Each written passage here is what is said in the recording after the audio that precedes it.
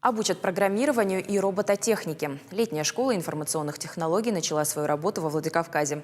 Проект реализуют уже в 4-й раз. IT-кэмп «Алания» проходит на базе детского центра технического творчества.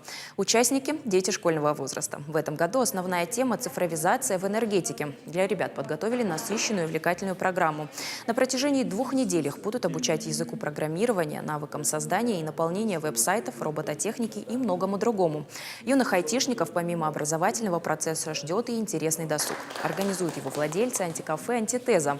У ребят будет время заняться и спортом. В лагере созданы для этого все условия. По итогам прохождения IT-школы участникам вручат сертификаты. Проведение лагеря в этом году стало возможным благодаря поддержке Министерства образования и науки Республики, Северо-Осетинского госуниверситета и компании «Севкавказэнерго».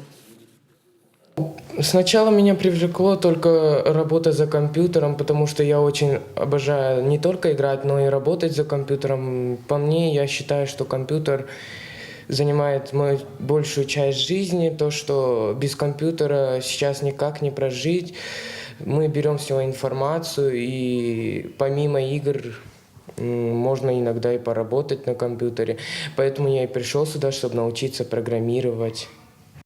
Сегодня мы запускаем наш лагерь уже в 4-й раз. Мы набрали около 20 деток. Проведем для них занятия по программированию, робототехнике, занятия по дизайну, потому как ни одна точная наука невозможна без творческого видения.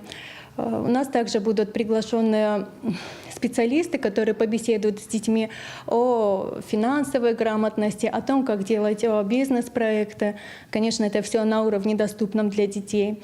Мы поговорим об искусстве, планируем творческие вечера с детьми провести. Все будет проходить у нас здесь в центре.